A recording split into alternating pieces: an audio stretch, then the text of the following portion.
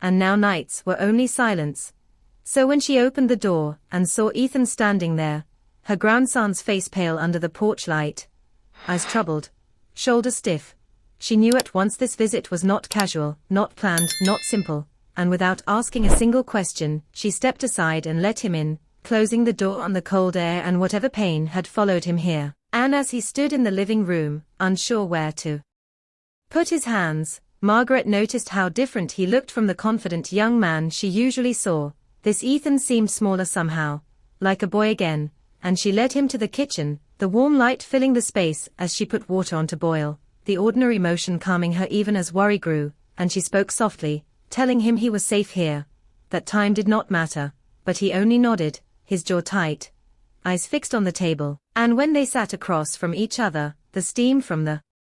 tea rising between them, Margaret waited, knowing from a lifetime of listening that silence often carried more truth than questions, and in that silence she felt something stir inside her, a feeling she had not known for years, the sense that this night was a turning point, not just for Ethan but for her as well, because the way he finally looked up at her, eyes shining but controlled, told her he had come for more than comfort, he had come for understanding, and when he spoke, his voice low and steady despite the pain behind it, saying he did not know where else to go, that he had made a choice he could not undo, Margaret felt her heart tighten with recognition, because regret has a sound, and she had lived with it long enough to know it well, and as Ethan spoke of leaving someone he loved, a fear that had guided his steps instead of courage, Margaret did not interrupt, did not judge, she only listened, because she knew this moment was fragile, and as he spoke, her own past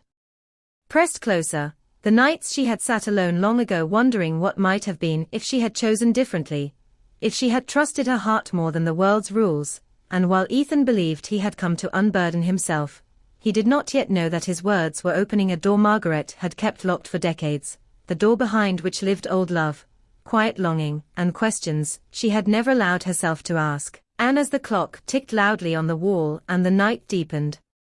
outside, Margaret realized this late visit was not only about a grandson in pain, it was about two souls at different points in life facing the same truth, that love, once felt, never truly leaves, and the choices we make in fear can echo longer than we expect.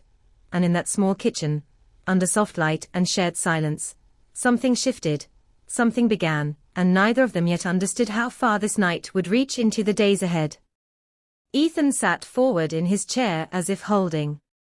himself together took effort, his eyes fixed on the table while his words came faster now, spilling out before fear could stop them, and he told Margaret about Claire, about how they met in college during an ordinary afternoon that slowly became important, how their connection felt natural and safe yet deeply meaningful, and how over time plans formed without being forced, plans about where to live, what kind of life to build, and the quiet comfort of knowing someone was always there, but he admitted that when those plans began to feel real, fear crept in, not fear of Claire, but fear of becoming someone locked into expectations, and instead of speaking honestly, he pulled away, telling himself space would bring clarity, only to find that distance made everything louder, the memories stronger, and the silence unbearable. And as he spoke, Margaret listened closely, recognizing the familiar pattern of love interrupted by doubt, and she felt the weight of her own past rise within her, not as pain, but as understanding, and when Ethan paused, waiting for advice, she did not rush to comfort him with easy words. Instead she shared a piece of herself he had never heard before, telling him about her youth, about a man named Robert who had once held her hand with the same certainty Ethan described,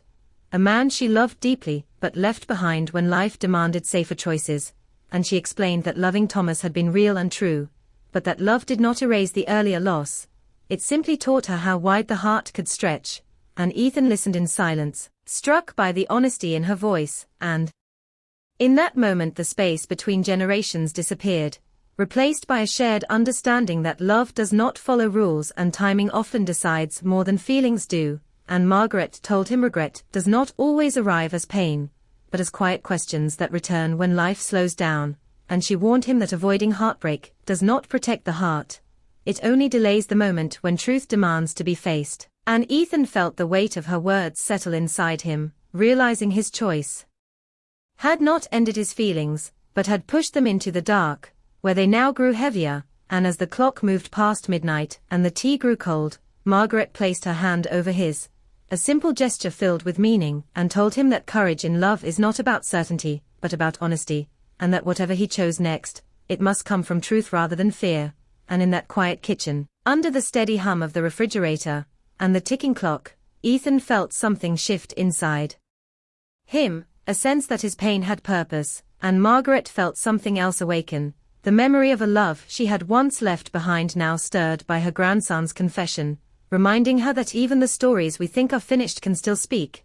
And as the night deepened, both of them understood that this conversation was not an ending, but the beginning of choices neither could avoid any longer. Morning arrived quietly, light slipping through the curtains as if careful not to disturb what had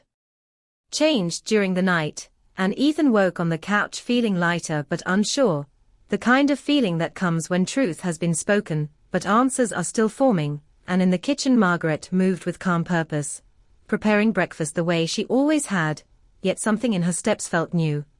as if she was moving towards something instead of away from it. And when they sat together eating toast and eggs, the silence between them was no longer heavy but thoughtful, and Ethan asked questions he had never dared to ask before, about loss, about memory, about whether the heart ever truly lets go, and Margaret answered honestly, saying time softens pain, but keeps love alive in different forms.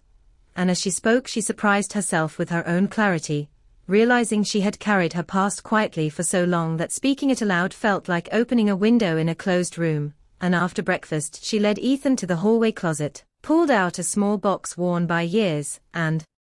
opened it slowly, revealing letters tied with faded ribbon, photos touched by time, and among them one letter she had never thrown away, written in careful handwriting from a man who once believed they would share a future. And as Ethan watched her hold it, he understood that love does not end just because life moves on, it simply waits in memory, shaping who we become. And Margaret told him she had not kept the letter out of sadness, but out of respect for what had once been real. And in that moment Ethan saw his grandmother not as someone defined by age or family role, but as a woman who had lived,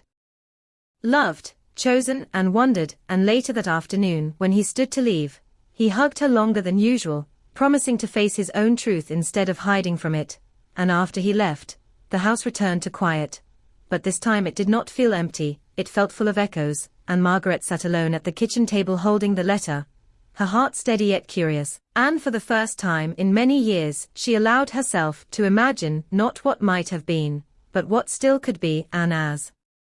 evening settled in, she turned on her computer, hesitated only briefly, and typed a familiar name into the search bar, knowing that whatever she found would change something inside her, and that the courage she had just encouraged in Ethan was now quietly asking the same of her. Margaret stared at the screen longer than she expected, her heart steady but alert as the name appeared with details that felt both distant and close. Robert alive, older now, living a quiet life in Oregon after losing his wife years earlier, and she leaned back, letting the truth settle without drama, without rush, feeling not shock, but recognition, as if a chapter she had carefully closed had gently reopened on its own. And after a day of reflection she wrote a short message, nothing bold, nothing heavy, just a simple greeting shaped by respect and time. And when a reply came days later, warm but careful, she felt something soften inside her, not longing but ease. And their messages grew into calls where voices carried age, memory, and honesty without expectation, and they spoke of families built, losses endured, choices made without blame. And Margaret found comfort in how calm it felt, how no one was asking for promises, only presence. And during this time Ethan called often, sharing that he had reached out to Claire, that their conversations were slow and careful but real. And Margaret listened with quiet pride, seeing how courage had passed gently from one generation to another. And as weeks moved forward, Margaret's days felt fuller, not because of romance alone, but because she felt awake to her own life again, taking walks, smiling at small things, answering the phone with curiosity instead of habit. And when Robert suggested meeting halfway for coffee one afternoon, she paused only long enough to breathe, then agreed, knowing this meeting was not about reliving youth, but honoring what had shaped them both. And when they finally met, There was no rush, no sweeping gestures.